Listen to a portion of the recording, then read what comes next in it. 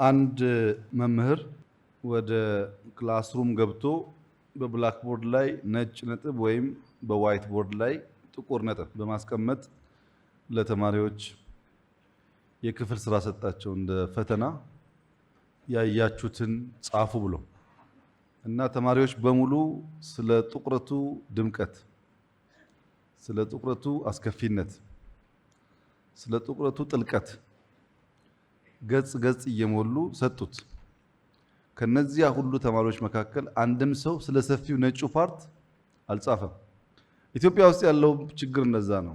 አጠቃላይ ካለው ውጤት በላይ ቢያቀውም ባያቀውም የማያቃቸው ጥቁር ነጥቦች አየር ሞልተው ይይዛሉ ጭንቅላት። በነገራችን ላይ አንድ ችግር አለ። በየተቋሞቻችሁ ታውቃላችሁ። የካቢኔ ስብሰባ ስታደርጉ ሚኒስተር ኤክስ ይመጣና የኔ ስራ እንደዚህ አድርጓል፣ ተሻሽሏል፣ እንደዚህ አምሯል፣ እንደዚህ አምሯል፣ እንደዚህ አምሯል ብሎ አይ እዚህ ጋር እኮ አልሰራህም ካልኩ በፍጹም ሰርቻለሁ ብሎ ያስረዳሃል። ሚኒስተር ዋይም ሚኒስተር ዚም ሁሉም ሰው የራሱን ዲፌንድ አድርጎ የሰራውን ያልሰራውን አጉልቶ ይነግርሃል። ከጨረሰ በኋላ አንድ ሐሳብ ነበረችኝ ይላል። የራሱን ፋይል ከዘጋ በኋላ የማያቀውን በፋክት የማይከራከርበትን አብስትራክት ሐሳብ አምጥቶ አየር ይይዛል። የሱ ጥሩ ነው፣ ችግሩ ያለው አንተ ጋር ነው ማለት ነው። እና የሚታየን ነገር የጠቆረው የተበላሸው የከፋው ብቻ መሆን የለበትም። ነጠላ ትርክት ወደ ገዢ ትርክት የማቆንጀቱ ስራ በመጀመሪያ ራስህ ማመን ይፈልጋል። የምትለውን የምትኖረውን ነገር ማመን ይፈልጋል። ራስን ለማድከም ለመትጋት የተዘጋጀ መሆን ይጠይቃል። ከዚያ በኋላ የምታጋራው ቃል ብቻ ሳይሆን ከዛ ያለፈ ስፕሪትም ይሆናል። አንድ ስላቮይ ዚዚክ የሚባል ጸሐፊ በቅርቡ ኮቪድ እንዴት ዓለምን ሼክ እንዳደረገ መጽሐፍ ጽፎ ነበር እና እዛ መጽሐፍ ላይ አንድ የሚገርም ምሳሌ አለ። አንዱ ሰው አእምሮ ይታመማል። አእምሮ የታመመው ሰውየው እኔ ስንዴ ነኝ ይላል። አንተ እኮ ስንዴ አይደለህም፣ ሰው ነህ፣ የእንትና ልጅ ነህ፣ የእንትና ወንድም ነህ ብሎ ማስረዳት የአእምሮ ሐኪም ለሆነው ሰው የቀናት ስራ ነበረ። ከብዙ ቀናት ጥረት በኋላ አንተ ሰው ነህ ሲባል ስንዴ ነኝ ማለት ትቶ ሰው ነኝ አለ። በቃ ሰው ነኝ ካልክ ድነሃል ማለት ነው፣ ወደ ቤትህ ሂድ ተብሎ ካሰናበቱት በኋላ እየሮጠ መግቢያው በር ጋር ደርሶ ይመለሳል። ሐኪሞቹ ጋር ምን ሆንክ? በር ላይ አውራ ዶሮ አየው ይላል። እና ብታይስ አንተ ሰው አይደለህም? ሰው ነኝ። ሰው መሆንን ታውቃለህ? አዎ አውቃለሁ። ታዲያ ምን አስፈራ? ዶሮ ሰው መሆንን ያውቃል ወይ?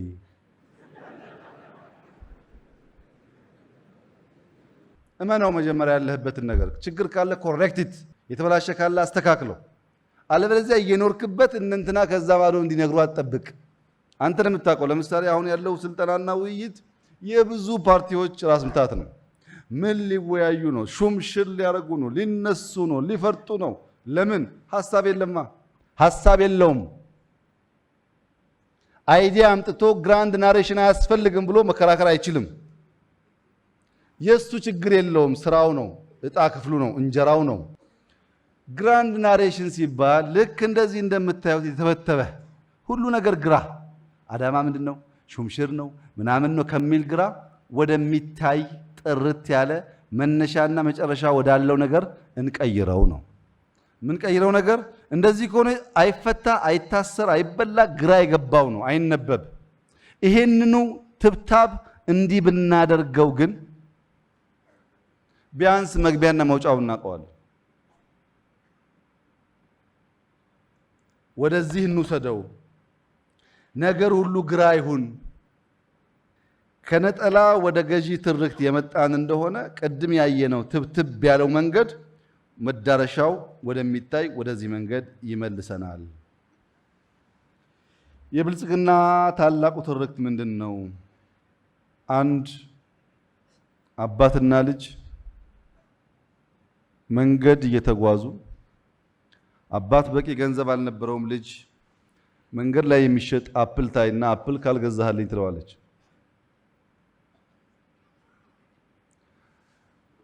የሚገዛበት ገንዘብ አልነበረውም። ያለ የለውን ቀይሮ የቻለው 2 ፍሬ አፕል መግዛት ነበርና 2 ፍሬ አፕል ገዛላት።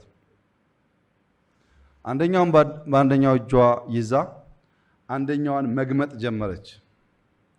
ልክ ስትበላ ምንም አባት ቢሆን ጎመጀ፣ አማረው። ታውቃላችሁ።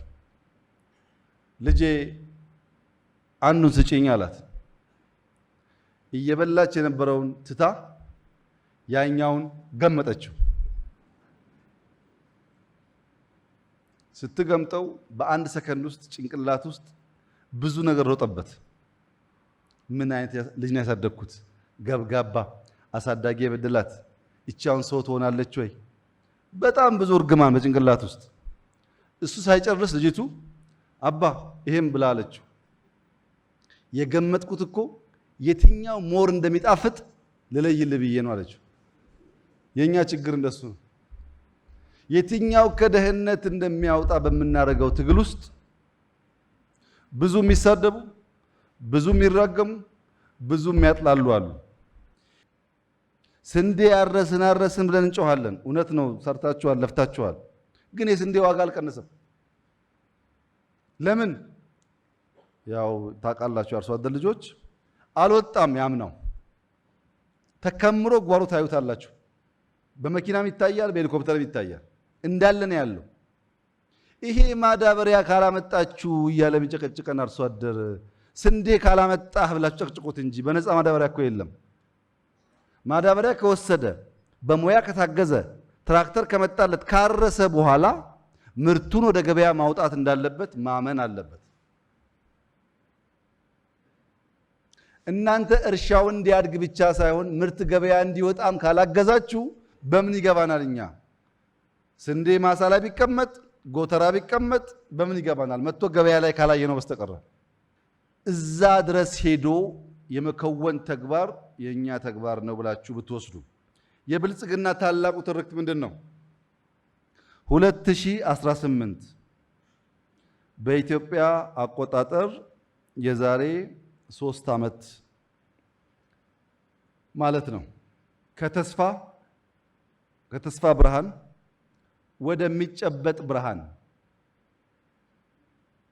ለምሳሌ ግሪን ሌጋሲ 32 ሳይሆን 50 ቢሊዮን በዓለም አንደኛው አፍሮስቴሽን። ለምሳሌ ስንዴ ኤክስፖርት ብቻ ሳይሆን ከዛ ያለፈ አስተማማኝ የተረጋጋ ማርኬት። ዶሮ ቅድም እንዳነሳሁት ፍሩት የበዛበት ዕዳ በየተቋማትም በሀገር ደረጃም የቀነሰበት እቺ ሀገር ተስፋ አላት ልታርግ ትችላለች የሚል ጭላንጭል ብርሃን የሚታይበት ጊዜ ይሆናል። እቺን 3 ዓመት በከፍተኛ ትጋትና ዲሲፕሊን ከሰራን እናሳካለን። 3 ዓመት አለን። 3ቱና በታማኝነት ከሰራችሁ የሚጨበጥ ጭላንጭል ብርሃን ማሳየት እንችላለን። ሁሉ ነገር ለምሳሌ ህዳሴ ያልቃል፣ ኢነርጂ ይጨምራል፣ የሲሚንቶ ፋብሪካዎቻችን ያልቃሉ፣ ብዙ መንገዶቻችን ያልቃሉ፣ ለቱሪዝም የሰራናቸው ፕሮጀክቶች ያልቃሉ። በስንዴ በቡና በተለይ ቡናና ፍሩት ላይ ተክለን ገና ሃርቨስት ያልተደረገባቸው ቦታዎች ሃርቨስት ይደረጋል። ውጤት እናያለን። በእርግጠኝነት ዕዳችን እንደ ሀገር ያለው ዕዳ በከፍተኛ ደረጃ ይቀንሳል። ኤክስፖርት ያድጋል። ምን ከሆነ ወርቅ ኮንትሮባንድ የማይወጣ ከሆነ፣ ጫት በየቦታው ኬላ የማይደረግ ከሆነ፣ የቁም ከብት ከዚህ እየወጣ የሌላው ሲሳይ መሆን ካቆመ ይለወጣል። 2018 ከተስፋ ወደሚጨበጥ ብርሃን ማደግ ይቻላል፣ መጽናት ይቻላል የሚለው ከጥቂት ሰዎች ባሻገር የምናምንበት ጊዜ ይሆናል። 2023 ከሌላ 5 ዓመት በኋላ በአፍሪካ ውስጥ እንደ ኢትዮጵያ ነው ማረስ፣ እንደ ኢትዮጵያ ነው ግሪን ሌጋሲ፣ እንደ ኢትዮጵያ ነው አርባናይዜሽን ይባላል። አመንክም አላመንክም የዛሬ 5 ዓመት አዲስ አበባ በአፍሪካ ውስጥ እጅግ ውብ ከሚባሉ ከተሞች አንዱ ይሆናል። በጣም ብዙ ዶቶች አሉ፣ ያልተያያዙ ትላልቅ ዶቶች አሉ አዲስ አበባ ውስጥ።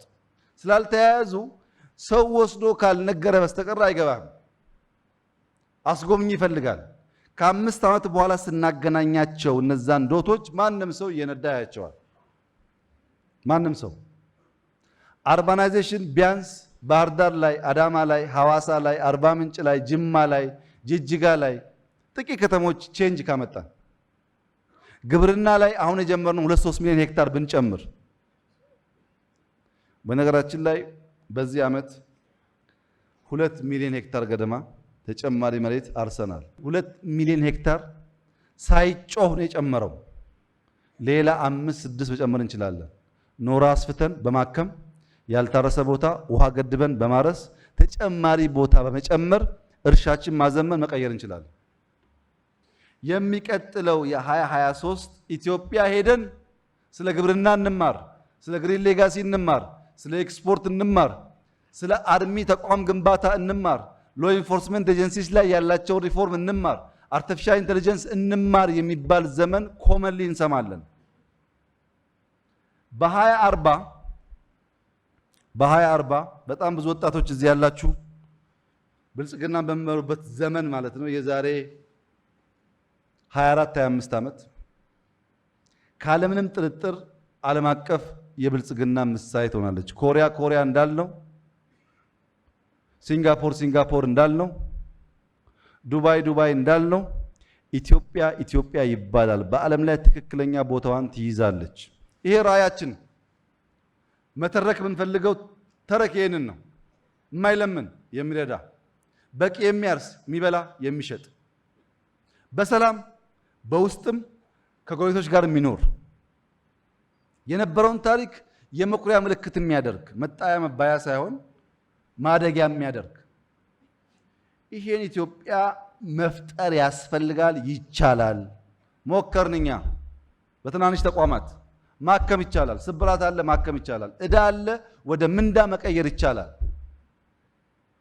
ልጆቻችን እኛ የተረከብነውን አይነት የተዳከመ ሲስተም እንዳይረከቡ መቀየር ይቻላል። እዚህ ያለ 2000 ሰው ከወሰነ ኢትዮጵያ ውስጥ የሚጨበጥ ለውጥ ማምጣት ይቻላል። ከጎደለው ወደ ሞላው ማሸጋገር ይቻላል። ይሄ ሽግግር የሚመጣው ብሔርተኝነት ወደ ብሔራዊነት፣ ብሔርተኝነት የራስን ማጉላትና ሌላን ማንኳሰስ ሳይሆን የራስን ማክበርና የሌላ የወንድምንም ማንነት መቀበልና ማክበር ስንችል፣ የወል የሆነ ተረክ፣ የወል የሆነ ሐሳብ፣ የወል የሆነ ናሬሽን መፍጠር ስንችል ነው። ምንድነው ዲፍረንሱ ያላችሁ እንደሆነ በቀላል መንገድ ይሄ ማለት ነው። ይኸውላችሁ እዚህ ጋር ወላይታ፣ ሲዳማ ምናምን አለ፣ ጉራጌ ሁሉ አለ። ጥላው ብሔራዊነት ማለት እነዚህ ጥላ ተሰብስበው በአንድ ትልቅ ጥላ ስር ሲሆኑ ማለት ነው። ይሄም ማጥፋትም አያስፈልግም። ተስማምተው በጋራ መኖር ይችላሉ። እኔን ለማወቅ ብዙ ምሳሌዎች መጠቀም ይቻላል። ልክ እንደዛው ነው። ግሩፕም ሲሆን ቢያንስ አፍሪካውያን ናችሁ፣ ሁላችሁ መካድ አትችሉም። ደግነቱ ሁላችሁም ደግሞ ጥቁሮች ናችሁ። ከዛ ኢትዮጵያውያን ናችሁ። ቢያንስ ህዳሴ እናንተ ነው። ቢያንስ አድዋ፣ ቢያንስ የራሳችሁ ዘመን መለወጫ አላችሁ። እቺችን የማይፈልግ የለም መሰለኝ። ምሳሌ አድዋ የኔ አይደለችም የሚል ብሔረሰብ ኢትዮጵያ ውስጥ የለም። ህዳሴ የኔ አይደለም የሚል የለም። ድልድሉን ሁሉም የጋራ ያደርገዋል። ክፉን ነው የማይፈልገው እንጂ ደጉን ሁሉም ይሻማል። ብሔራዊነት ማለት በቀላል ቋንቋ የሚገልጸው ይሄ ነው። ይሄ የራስ ብሔር ፍቅር ነው። ይሄ የሌሎች ብሔር ፍቅር ነው። አንዳንድ ሰው ለራሱ ብሔር ምንም ፍቅር የለውም። የራሱን ብሔር የሚፈልገው ጥቅም ሲያሳድድ ብቻ ነው፣ ወይ ሲጠቃ። ሲሰራና ሀብታም ሲሆን እሱ ኢትዮጵያዊ ነው። በሕግ ስትጠይቀው ኦሮሞ ይሆናል። እኔ እኮ ኦሮሞ ስለሆንክ ነው ይላል።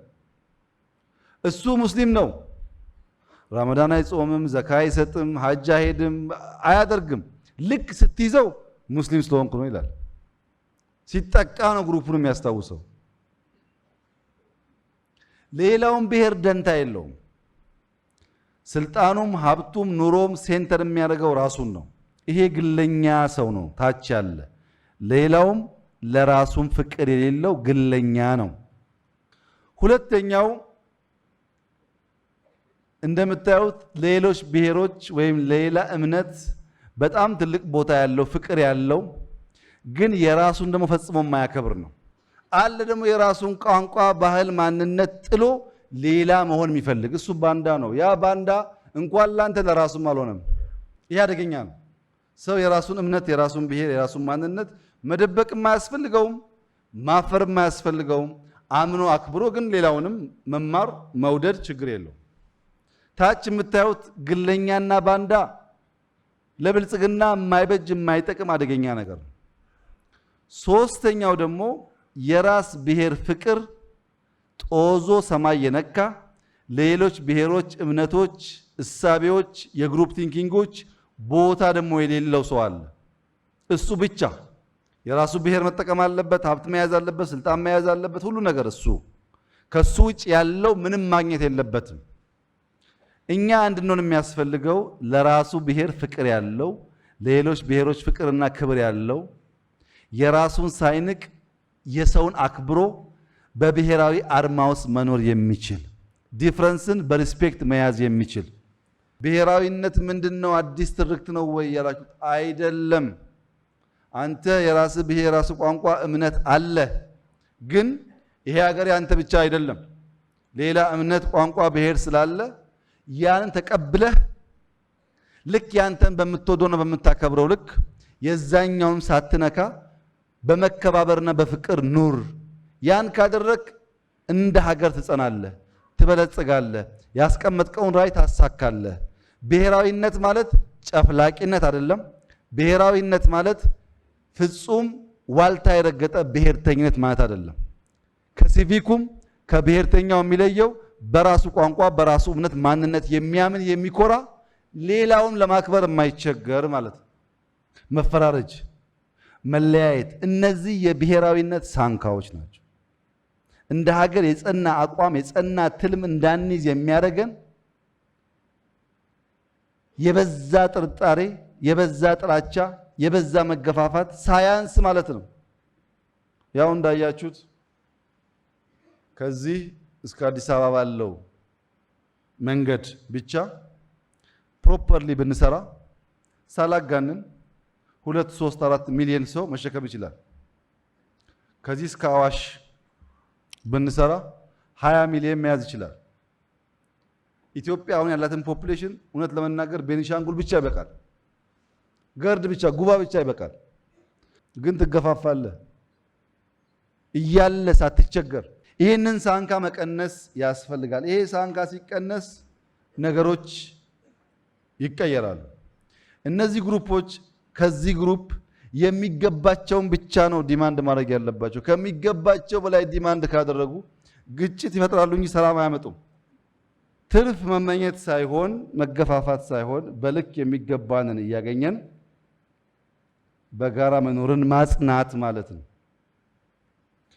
ይሄን ለማድረግ ከትናንትና በጣም በርካታ የሚወሰዱ ትናንቶች አሉ፣ የጋራ የሆኑ እነዚህ የምናውቃቸውን ታሪኮች እንወስዳለን።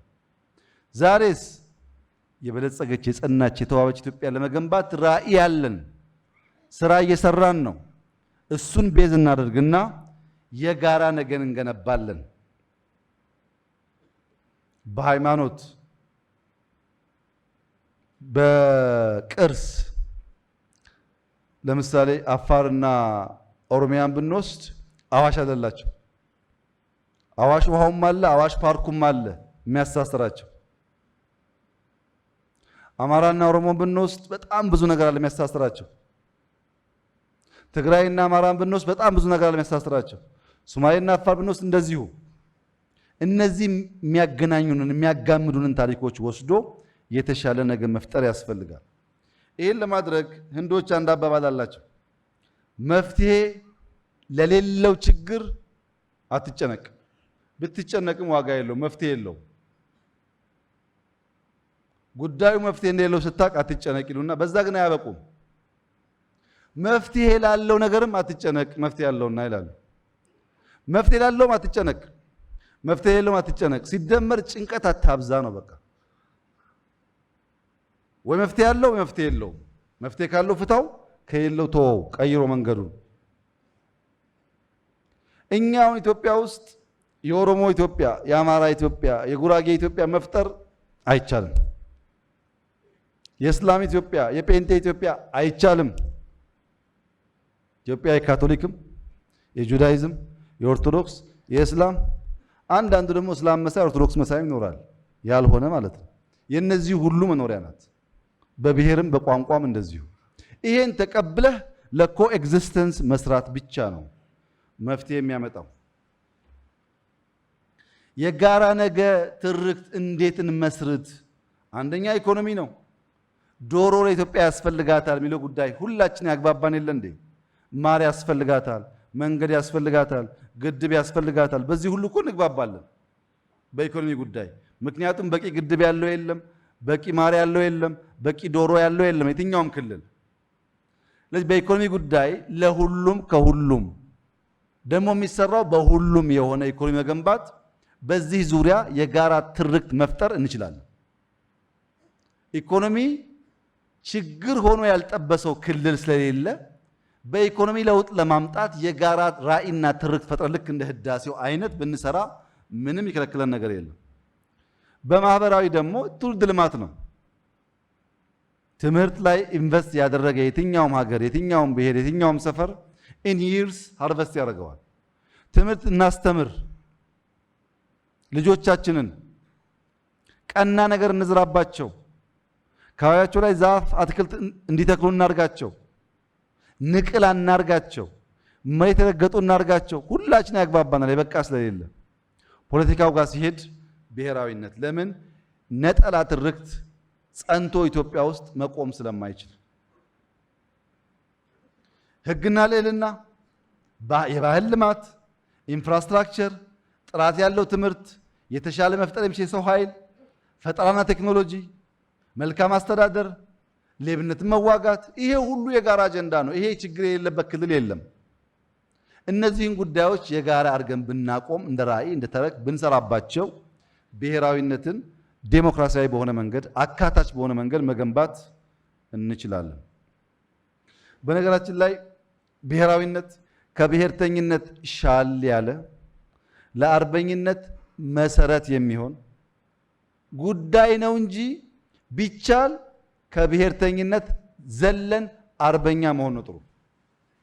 አርበኛና ብሔራዊነት ይለያያል። ብሔራዊነት በኢትዮጵያ ጥላ ስር ብሔሮች፣ ብሔረሰቦች፣ ልዩ ልዩ ቋንቋዎች፣ እምነቶች ተከባብረው በሰላም መኖር አለባቸው የሚል እምነት፣ የመተጋገዝ እምነት ሲሆን ወደ አርበኝነት ሲያድግ ግን ኬንያ ያለው የሰው ዘር እንዳይራብ፣ ናይጄሪያ ያለው የሰው ዘር በውሃን ጥም እንዳይጠማ፣ ሰው ለሆነ ሁሉ የሚተርፍ ለሰው ሁሉ ሰላም የሚመኝ ከድንበር የተሻገረ ማንነት ማለት ነው አርበኛ ማለት። እዛ መድረስ ስራ ይፈልጋል። ለዚህ ነው ከብሔርተኝነት ወደ ብሔራዊነት እንደግ ያልነው እንጂ እንደ ሰው አርበኛ ብንሆን በጣም በጣም በጣም የሚፈለገው እሱ ነው።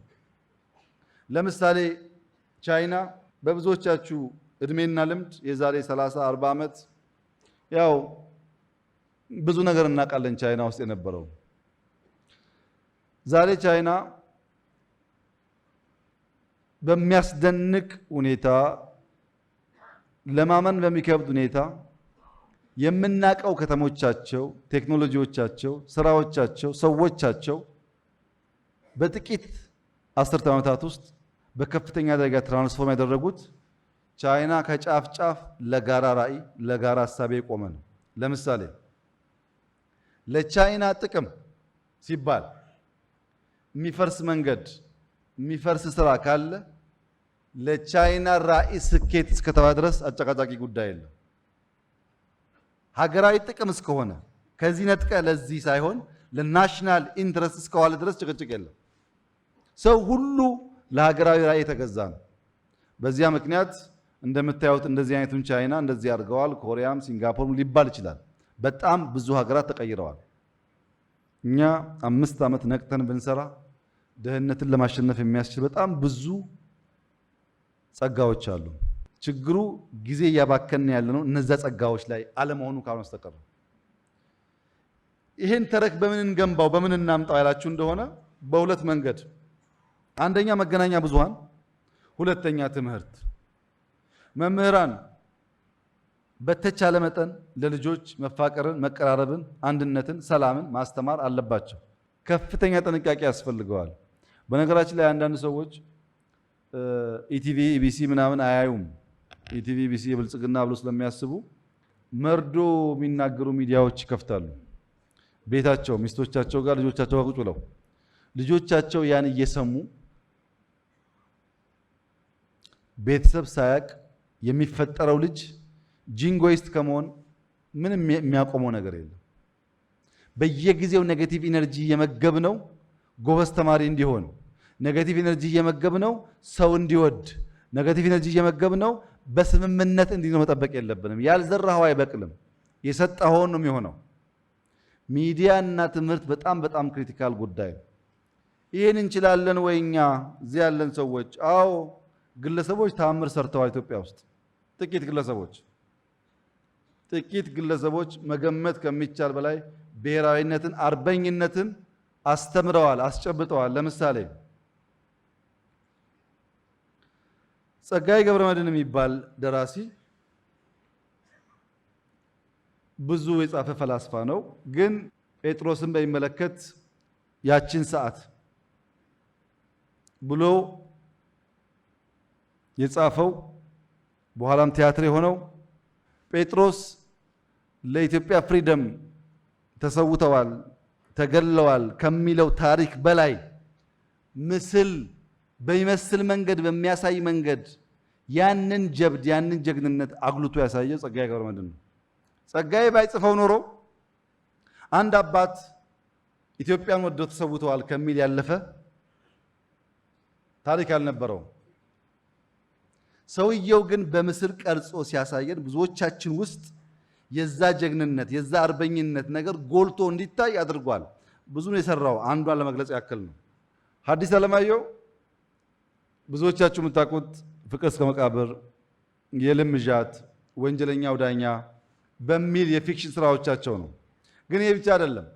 በኋላ አምባሳደር ሲሆኑ መንግስት አስተዳደሩ ጽፈው ነበር። መንግስት እንዴት መሆን እንዳለበት ፖለቲካል አድሚኒስትሬሽናል ሀሳብ ያለው መጽሐፍ ጽፈው ነበር። በፊክሽን ስራዎቻቸውም ብዙ አስተምረዋል፣ ብዙ ተናግረዋል። ከዛም አልፎ የመንግስት ቅርጽ ምን መሆን እንዳለበት በጽሁፍ አስቀምጠዋል። አርበኛ ናቸው። ብቻቸውን አንድ ሰው አሁን ካሉት ችግር ጨማቂና ውጊያ ጨማቂ ተናጋሪዎች አንጻር ስታዩ በጣም የጎላ ስብዕና አላቸው፣ የጎላ ማንነት አላቸው። አባተ መኩሪያ ቲያትር ነው የሚያዘጋጀው። የአድዋን ጦርነት አባተ መኩሪያ በቲያትር ባይሰራው ኖሮ ከጥሪው እስከ ድሉ ያለውን ነገር ብዙዎቻችን መገንዘብ እንቸገራለን። አድዋን አስመስሎ በቲያትር ያቀረበው አባተ መኩሪያ ነው። ብዙዎቻችን ውስጥ በምስል ተቀርጾ እንዲቆይ ያደረገው ከበደ ሚካኤል በተለይ ሳይንስን ቴክኖሎጂን ኢትዮጵያን እንደ ጃፓን ለማስመሰል የጻፏቸው ጽሁፎች ዛሬም ያስተምማሉ። እንኳን ያኔ አስፒሬሽናቸው የዓለም ሎሬት አፈወርቅ ተክሌን ብትወስዱ በስዕል የምታውቁት ታሪክ ነው። አሊ ቢራ በትምህርት በፍልስፍና በአንድነት እጅግ አስደማሚ የሆኑ ከአንድ ሰው በላይ የሆኑ ስራዎች ሰርቷል። ከአንድ አርቲስት በላይ ስብሐት ገብረ እግዚአብሔር በጣም ብዙ ተፈላስፏል። ጥላሁን ገሰሰ ግን ዘፍኗል ላይ ዛሬ ኢትዮጵያ ኢትዮጵያ የሚለው ዘፈኑና የኢትዮጵያ ብሔራዊ መዝሙር የትኛው ይበልጥ እንደሚታወቅ ቢከፈትላችሁ እርግጠኛ አይደለም። ትችላለህ ማለት ነው። የተሰጠህ ገብቶ ሲዝንህ ገብቶ በእምነት ብትሰራ ልክ እንደነዚህ ሰዎች የአርበኝነት ምሳሌ ሆነ ብሔራዊነትን የምትገነባ ሀገር የምታጸና መሆን ትችላለህ። ባይሆንስ ተባሉ፣ ተጠባደቡ፣ ተሰዳደቡ እያልክ ደግሞ አሁን እንዳሉ መሆን ትችላለህ። ምርጫው ያንተ ነው። እነዚህን ደግሞ እንመልከት። አርበኞች ናቸው። ምሩጽ ይፍጠር፣ ኃይሌ፣ ቀነኒሳ፣ ደራርቱ። እነዚህ ሰዎች ከሰፈራቸው፣ ከብሔራቸው፣ ከሀገራቸው አልፎ ለአፍሪካ ኩራት ናቸው። ድንበር የተሻገረ ማንነት አላቸው። ስታዩቸው ብዙ የተለየ አይደለም፣ የአርሶ አደር ልጆች ናቸው። የሰሩት ጀብድና ተአምር ግን ከሀገር ያልፋል። በአንተ ወረዳ፣ በአንተ ዞን፣ በአንተ ክልል ከሀገር ያለፈ ምሳሌ ቢኖር ሰው ባይራብ፣ ባይጠማ፣ ባይፈናቀል በስምምነት በፍቅር ቢኖር ሁላችን እንደዚያ ወረዳ፣ እንደዚያ ዞን፣ እንደዚያ ክልል እያልን የምንማርበትን ነገር ትፈጥራለህ ማለት ነው። አርበኝነት ከራስ የተሻገረ ሰዋዊ ማንነት የተላበሰ ለሰው ሁሉ የሚራራ የሚከፈል የሚሰጥ የሚያንጽ የሚያቆም ማለት ነው። ይሄ ብዙ ሀብት ብዙ በጀት አይፈልግም። እነዚህ አርበኞች ናቸው። በጾታ ሴቶች ናቸው። በዩኒፎርም እንደምታዩት የተሸመነ አቡጀዲ ምናምን የለበሱት። መሳሪያ ቁሞ ጠብቀኝ ነው። ሰውነታቸውም ወፈር ወፈር ያለ ነው። የወታደር ቅርጽ የለውም። ጉዳዩ እዚህ ነው። ልባቸው ሙሉ ለሀገራቸው የተሰጠ ነው። ልብሳቸው አይዛቸው፣ ጫማቸው አይዛቸው፣ ጸጉራቸው አይዛቸው፣ ቁሞ ጠብቀኝ አይዛቸው። በልባቸው ብርታትና ጥንካሬ ምክንያት የጸናች ኢትዮጵያን ለማየት ራሳቸውን ለመሰየፍ ለመስጠት የተዘጋጁ ናቸው። አርበኝነት በፕሪኮንዲሽን በተመቸ ጉዳይ ውስጥ ያለ ነገር አይደለም።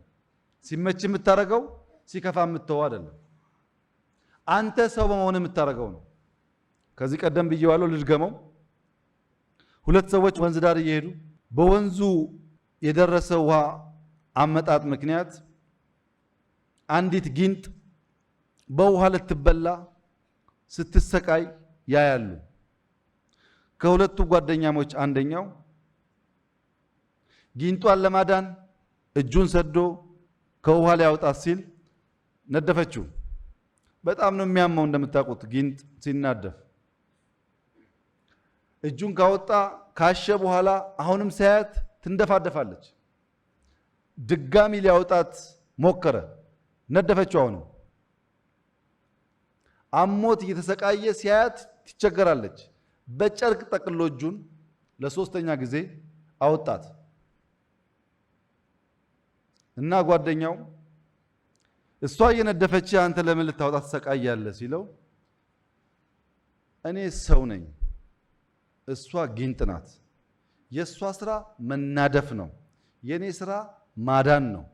እኔ ስራዬን ነው የሰራሁት። ስራዬን እንዳልሰራ ለምንድን ነው ጊንጥ እንደሆነ የምትመክረኝ አለው ይባላል። ለምን አክቲቪስት ትሆናለህ? አንተ የተፈጠርከው ህዝብ እንድታስተዳደር ነው፣ እንድታለማ ነው።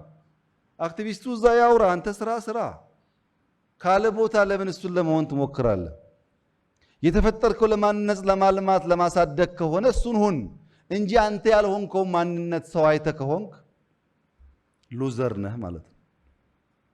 ይሄ በሁሉ ይገለጻል። ይሄ የሰላም አርበኝነት ነው። በጋሞ ህዝብ አርባ ምንጭ የተፈጸመ ነው። እዚህ አካባቢ የሆኑ ጋሞዎች ተጎድተው እዛ ያለ ኦሮሚያ ባንክ ሊያጠፉ ወጣቶች ተቆጥተው ሲሄዱ የጋሞ አባቶች እንዲህ እንደምታዩት ሳር ይዘው አታጥፉ፣ ምንም ቢሆን ባንኩ የኛ ነው፣ የተቀመጠውም ገንዘብ የኛ ነው፣ ነገ የሚያገለግለው እኛን ነው። አይመችም። አካባቢው እኮ ስድብ ላይ ነው፣ ጩኸት ላይ ነው፣ ስሜት ላይ ነው ያለው። ግን ቆራጥ አርበኞች የለም ሰላም ይላሉ። እኛስ እኛ ውስጥ ያለውን ኢንቨስትመንት እናጠፋለን፣ የራሳችንን ስራ እናውድማለን መልሰን። የሰላም አርበኛ ማለት ሲመች ሳይሆን በማይመች ሁኔታ ውስጥ ቆመ ሰላምን መንዛት መስበክ ማለት ነው። ይሄ ሰውዬ ታውቁታላችሁ፣ ካርል ይባላል። ኦስትሪያዊ ጀርመናዊ ሰው ነው። መቼም ለኢትዮጵያውያን የሰራው ተአምር የሚገርም ነው። ከ4 እስከ 5 ሚሊዮን የሚጠጉ ሰዎችን የነካ ሰፋፊ ስራ ሰርቷል። በዘሩ በሃይማኖቱ በከለሩ በመኑ ከኛ ጋር አይመሳሰልም። አስበው ካርል ከጀርመን ወይም ከኦስትሪያ መጥቶ 4 ሚሊዮን ኢትዮጵያ የሚጠቅም ትምህርት ቤት፣ ውሃ፣ ጤና ሲሰራ አንተ የዞን መሪው፣ የወረዳ መሪው፣ የክልል መሪው ምን አደረኩ ከዚህ አንፃር ብለህ ብትጠይቅ የአርበኝነት ትርጉም ይገባሃል። ይሄ በማያገባው ሀገር አቋርጦ መጥቶ ይሄን ሁሉ ተአምር ሲሰራ አንተ ግን ከራስ ክልል ተሻግረህ እዛ ያለው ወንድምህን ለመርዳት ከራስ ዞን ተሻግረህ እዛ ያለ ዞን ለመርዳት የምትቸገር መሆን የለብህም። አርበኝነት ሲተርፍህ አይደለም፣ ሲበቃህ አይደለም፣ ሲመችህ አይደለም፣ ከማይመች ቆርሶ መስጠት ነው። እነዚህ ሁለት ሰዎች በጤና በሀብት በትምህርት በፈለጋችሁ መመዘኛ ከብዙዎቻችሁ የሚሻሉ አይደሉም። ነገር ግን እቺ እናት ወይም ይሄ ወጣት ስንት ደሃ ስንት የወደቀ የተሰበረ ሰው እንዳገዙ እንደረዱ እንዳቆሙ እንዳጸኑና እያንዳንዳችን በእነሱ ቦታ ሆነን ብናይ ደግሞ የአርበኝነት ትርጉም ይገባናል። ሲመች ሲደላ አይደለም።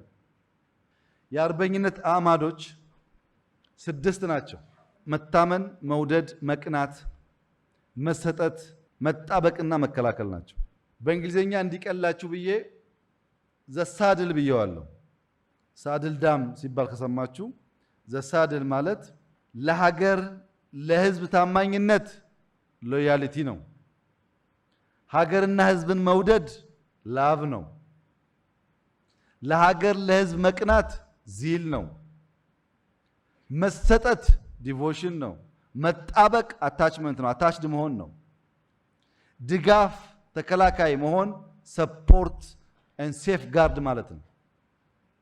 ስለዚህ ዘሳድል የሚለው ዚልን ለሀገርና ለሕዝብ ቅናትን፣ ኤስ ደግሞ ሰፖርትን ሴፍ ጋርድ ማድረግን፣ ኤ ደግሞ የአታችድ መሆንን መጣበቅን፣ ዲ ዲቮሽንን፣ ኤል ደግሞ ላቭና ሎያሊቲን ይገልጻል። አዕማዱ እነዚህ ናቸው። እነዚህን ምሰሶዎች የያዘ ሰው ወደ አርበኝነት ማደግ ይችላል። ቅድም ግለኛ፣ ባንዳ፣ ብሔርተኛ፣ ብሔራዊነት ብያችሁ ወደ ብሔራዊነት ወደ ሲንተሲስ ማደግ ወደዛ መሙላት ወደዛ መፍሰስ አለብን ብያችሁ ነበር። ቀጥሎ ያለው ስቴፕ ቢቻላችሁ መሆን ያለባችሁ ግን ወደዚህኛው ነው። እዚህ ጋር የሀገር ፍቅር አለ። እዚህ ጋር የህዝብ እና የፍትህ ፍቅር አለ። የሀገር ፍቅሩ አነስተኛ የሆነ ለፍትህ ፍቅሩ አነስተኛ የሆነ ሰው ብሔርተኛ ነው የሚሆነው። ቅድም ብሔርተኛ እዚህ ጋር ነበር፣ አሁን እዚህ ወርዷል። ስናድግ ስንበቃ ወደ ሙላት ስንፈስ፣ ቅድም ይሄ የባንዳ ቦታ ነበር። አሁን ግን የህዝብና የፍትህ ፍቅር የጎላው ስለ ሀገር የማያስብ ከሆነ ሰብአዊነት ኤንጂኦ ይሆናል ማለት ነው። የሀገር ፍቅሩ ብቻ የበዛ ጀስቲስን በኮንቴንት ደረጃ በሰው ልጅ ደረጃ ልክ ደረጃ የማያይ ከሆነ ብሔራዊ ይሆናል። አርበኛም የሆነው ግን የሀገር ፍቅርና የህዝብና የፍትህ ፍቅሩ የጎላ ማለት ነው። ኢትዮጵያም ብትሆን ሌላ ሀገር እንድትበድል የማይፈልግ፣ ኢትዮጵያ ካላት ከተረፋት ሳይሆን ከጎደላት የሚራብ ኬንያዊ ሶማሊያዊ ካለ ለመርዳት እንድትነሳሳ የሚያስብ ሲሆን አርበኛ ይሆናል። ከብሔርተኝነት ሰው እንሁንና ወደ ብሔራዊነት እንደግ። ሳንክድ፣ ሳንገፋ፣ ሳንጠየፍ ራሳችን ወደን ወንድማችን አክብረን ወደ ብሔራዊነት እንደግ። ከዛ ያለፈ ደግሞ ሲሆን ወደ አርበኝነት እንደግ። ይሄ ውሃ እንደምታዩት ቅርጹ ይለያያል። እዚህ ጋር ነውጥ ነው፣ እዚህ ጋር ነውጥ ነው፣ እዚህ ጋር ነውጥ ነው። ይሄ ነውጥ ከላይ የሚታይ ብቻ አይደለም፣ ውስጥም ነውጥ ነው። ታች አሳዎች አሉ፣ ህይወት ያላቸው ነገሮች አሉ። በዚህ ወጀብ ውስጥ መኖር አይችሉም፣ ይታወካሉ፣ ይረበሻሉ። እናንተ መንገድ ላይ ድንጋይ ሲደረድሩ፣ እናንተ ታጋዮች ድንጋይ ሲደረድሩ፣ አንድ ያረገዘች እናት ከመንግስት ጋር ምንም ኮሙኒኬሽን የሌላት ሆስፒታል መሄድ ያለባት እንዳለች አትዘንጉ። እናንተ ለመታገል ስትሉ የምትወልድ እናት እንድትሞት አትፍቀዱ። አዲስ አበባ እኔ ሰርግ ካለብኝ ሰርጉ የኔ ከሆነ እዚህ ያለ ሰው ሁሉ ወደደም ጠላም የሰርጉ አካል መሆን አለበት። ልጅ ቢያምብህ እናት ቢያምብህ ጉዳይ አይደለም። መንገድ ዘጋለሁ። መኪና በአንድ መንገድ ሳይሆን በሁሉም ዘግቼ ቆማለሁ። ከኋላ መቆም አለብህ። ፒፕ ማድረግ አለብህ። ሰርጉ የኔ ነዋ። ያንተ ሐዘን፣ ያንተ ለቅሶ፣ ያንተ በሽታ ጉዳይ አይደለም። ይሄ አብሮ አያኖርም። ያንተን ሰርግ አንተ ጨፍርበት። እኔም ጉዳይ አለኝ። አንተ ስታዝን ዓለም እንድታዝን፣ አንተ ስታገባ ዓለም ሁሉ ጸጥ እንድትል። የአርበኛ የብሔራዊ ስብዕና መላበስ አይደለም፣ የሚያውክ ነው። እንደዚህ መሆን ያለበት ግን እንደዚህ ነው። ይኸውላችሁ እንቅስቃሴ አለ ላይ that's fine። ታች ግን ህይወት አለ። ላይ ያለው ሁከት ታች ያለውን የሚረብሽ መሆን የለበት። ላይ ያለው እንቅስቃሴ ታች ነፍስ ህይወት ያላቸው ነገሮች እንዲጠፉ የሚያደርግ መሆን የለበትም። አንተ ስታምጽ እርሻው ቆሞ ንግድ ቆሞ እንቅስቃሴ ቆሞ ከሆነ ብዙ ድሃ ይጎዳል፣ ብዙ ይሞታል። ሰው እየገደልክ ነፃነት፣ እያወደምክ ነፃነት አብሮ አይሄድም። አንተም ታገል፣ ሰዎችም ህይወታቸውን ይኖሩ ፍቀድላቸው። አንተ ስትታገል ሁሉም ሰው የዛ አካል ካልሆነ ስህተት አድርገ መገንዘብ ግን ጥፋት ነው። ከዚህ አንጻር የኛ ሚና ምን ይሁን ነው? እዚህ ያላችሁ የብልጽግና አመራሮች እድል አግኝታችኋል። የተለያየ ስራ ወስዳችሁ አገር እንድትመሩ አንድ አርበኛ መሪ፣ አንድ ወደ ብሔራዊነት ያደገ መሪ ቢያንስ መሰጠት አለበት።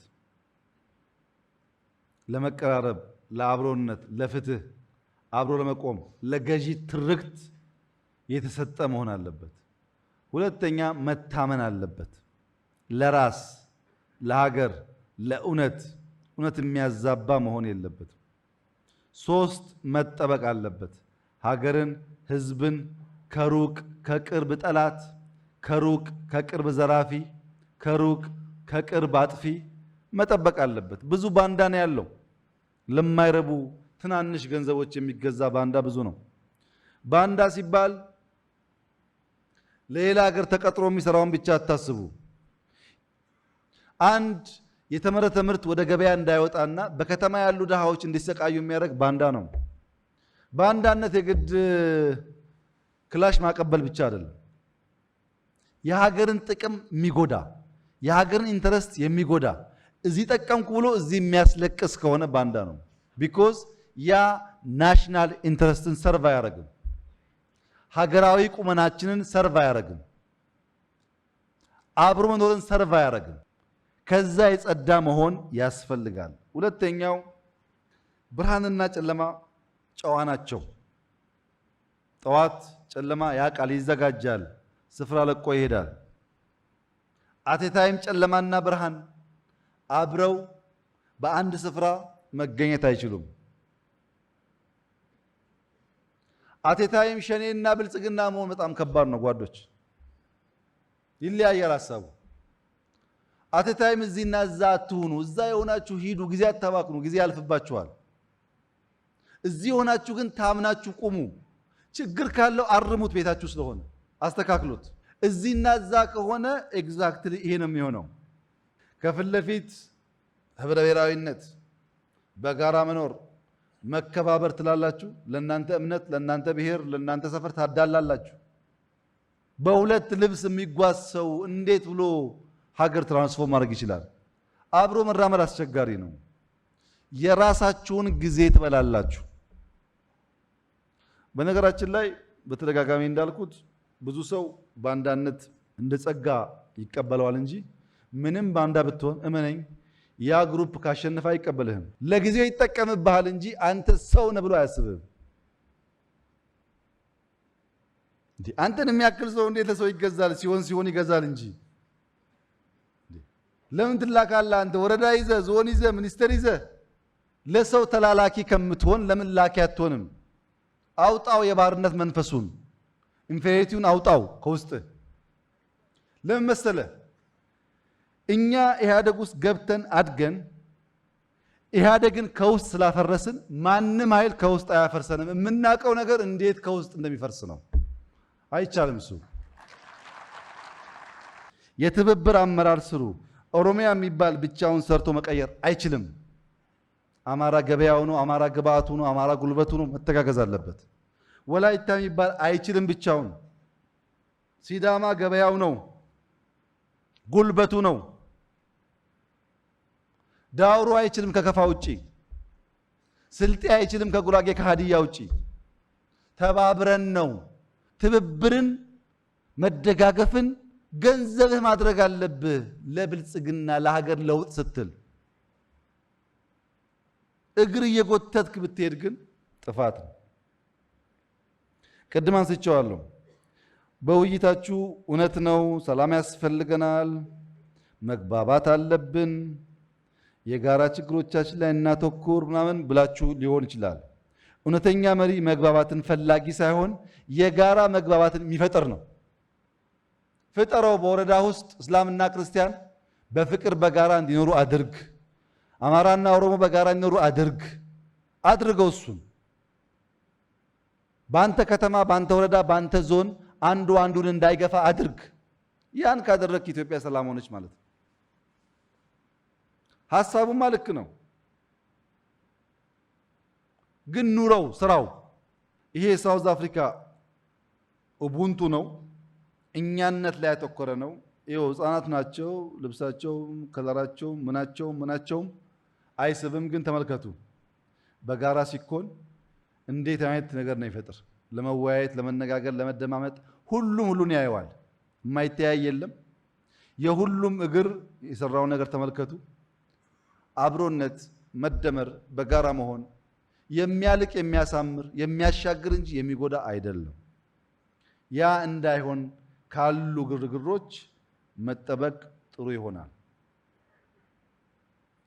ዋጋ ያለው አመራር፣ ፍሬያማ አመራር፣ ውጤታማ አመራር የምታይ የለየውን ለይተ የምታወጣ ያወጣኸውም ለድሃ ትሩፋት ሲሆን፣ ምግብ ሲሆን፣ ልብስ ሲሆን ለማየት የምትችል መሆን አለብህ።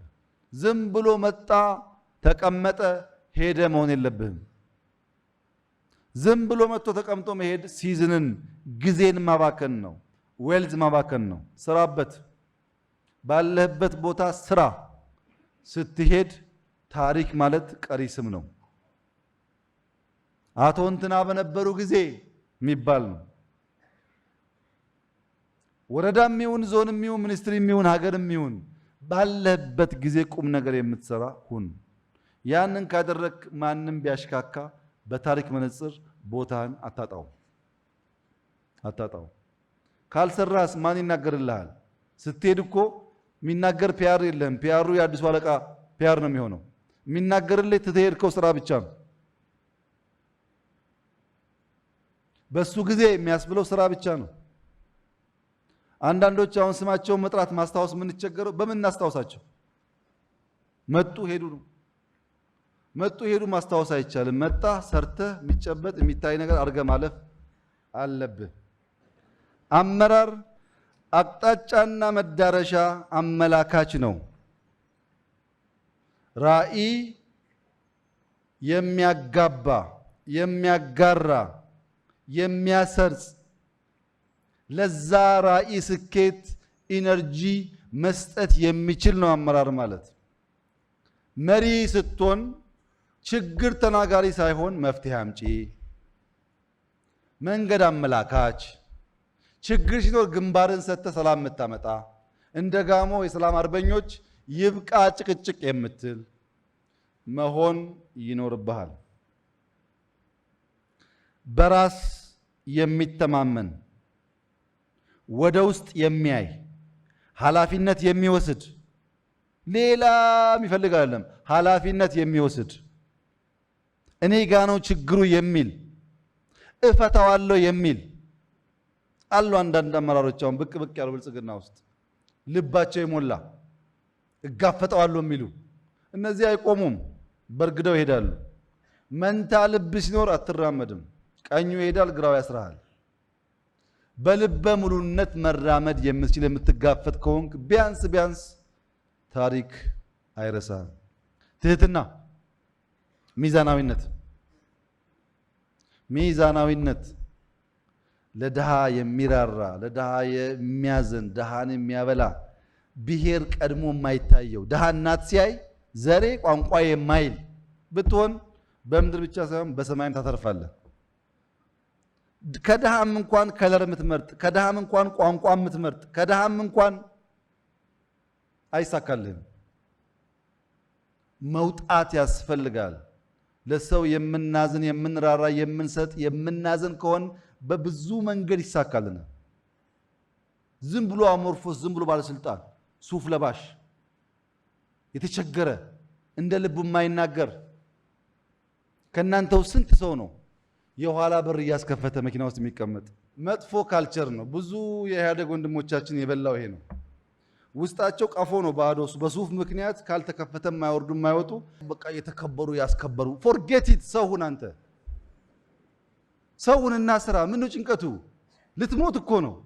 ምን ያሰቃይሃል በሱፍ ውስጥ? ሰውን እንደ ሰው ተራመድ፣ ሰው ውደድ፣ አልቅስ፣ ሳቅ፣ እርዳ፣ ስራ። ዝም ብሎ ከኋላ ወንበር እንደዚህ ጥሩ አይደለም። የኋላ ወንበር በሽታ ከናንተ ውስጥ ተነቅሎ ሲወጣ ሰው መሆናችሁን ስታቁ ያ ሾፌር ያ አጃቢ አንድ ቀን ከሞት ሲያድንህ ሰው እንደሆነ ይገባሃል። ሰው ሁን። በጣም የምትወጠሩ ሰዎች ሰው ሁኑ። ደግሞ የሚያስወጥር ስራ ሰርታችሁ ቢሆን ባልከፋ እኮ ነው። ሰው ሁኑ። እውነቴን ነው። በጣም ከሚያሳዝኑኝ ሰዎች በኋላ ወንበር የሚመጡ ሰዎች ናቸው። አትሰቃይ፣ ሰው ሁን። አንተ ተሰቃይተ ቤተሰብን አሰቃይተ በኋላ እኮ ችግር ነው። ስታስከፍት ያየ ልጅ ምን እንደሚያምረው አስብ። አዳዲሶች መከራ እንዳትበሉ ባካችሁ። በር አታስከፍቱ፣ ከፍታችሁ ግቡ። የመጨረሻው ሐሳብ መቀበልና መቆም ነው። እያንዳንዱ የብልጽግና አመራር እያንዳንዱ የኢትዮጵያን ብልጽግና የኢትዮጵያን ለውጥ የሚፈልግ መሪ ብዝሃነትን ይቀበል። የሃይማኖት፣ የጾታ፣ የብሔር፣ የባህል ልዩ መልክና ቅርጽ እንዳለን የሚቀበል መሆን አለበት። የግድ ነው። አብረን በሰላም መኖር የምንችለው ብዝሃነትን ስንቀበል። ሁለተኛ አብሮነትን የሚቀበል አብሮ መኖር ትርፍ፣ አብሮ መኖር ጸጋ፣ አብሮ መኖር መሻገር፣ አብሮ መኖር ማለፍ ጉዳት አልቦ ነው ብሎ የሚያምን። ሶስተኛ በእኩልነት የሚያምን እኔ እኮ መልኬ፣ እኔ እኮ ቁጥሬ፣ እኔ እኮ ሳይዜ፣ እኔ እኮ ደሜ አትበል። ሰው ነህ፣ ከሌላው ሰው ጋር እኩል ነህ። ኢኳል ኦፖርቹኒቲ ካገኘ፣ ከተከበርክ፣ ባህል ካልተነካ፣ ቋንቋ ካልተነካ በልጠ ለመታየት ሳይሆን እኩል ሆነ ለመኖር መቀበል አለብህ። ማንነቶችን በፖለቲካም በሃይማኖትም በብሔርም ያሉ ማንነቶችን ሪኮግናይዝ አፕሪሺየት የሚያደርግ ስብዕና ያስፈልጋል። መቆም ያለብን ለብሔራዊነት ነው። መቆም ያለብን ለእኩልነት ነው። መቆም ያለብን በጋራ በሰላም በፍቅር አብሮ ለመኖር ነው። መቆም ያለብን በምናቀው ሳይሆን የማናቀው እንደሚበዛ ገብቶን ነው። እስላሞች ብዙ ከኦርቶዶክሶች ተምረን፣ ኦርቶዶክሶች ብዙ ከእስላሞች ተምረን፣ ኦሮሞዎች ከአማራ ተምረን፣ ሶማሌው ከአፋር ተምሮ በዚያ ስፕሪት ውስጥ የምንሰራ ከሆነ እመኑኝ የዛሬ 10፣ 15፣ 20 ዓመት የኛ ልጆች የበለጸገች ለብዙዎች ምሳሌ የምትሆን ኢትዮጵያ እንዲትሁን ኢትዮጵያ እንዲትቀየር ይሄ ትውልድ እንዲቀይራት የሚባል ሀገር እንሰራለን። የተኛንበት ዘመን ይበቃናል። የተባላንበት ዘመን ይበቃናል። አቅጣጫ የጠበቅንበት ዘመን ይበቃናል። በእያንዳንዱ ወረዳ አስደማሚ የሆኑ ሀብቶች አሉ፣ ትሩፋቶች አሉ፣ ሰዎች አሉ። አውጡት፣ ተጠቀሙበት። የበለጸገች ሀገር ፍጠሩ። ልክ አባቶቻችን በጸረ ኮሎኒ ትግል ደማቸውን አፍስሰው በጋራ በአንድነት ተጋድለው ለአፍሪካ የነጻነት ምሳሌ እንደሆኑት ሁሉ ዛሬ ያለው ትውልድ በህብረት በአንድነት በቀና አእምሮ ቢሰራ አፍሪካ ውስጥ ድህነትና ልመና ታሪክ የሆነባት አዲስ ታሪክ የደገመች ከመቶ ዓመት በኋላ አዲስ ምሳሌ የሆነች ኢትዮጵያን መፍጠር ትችላለህ። እንችላለን። አመሰግናለሁ።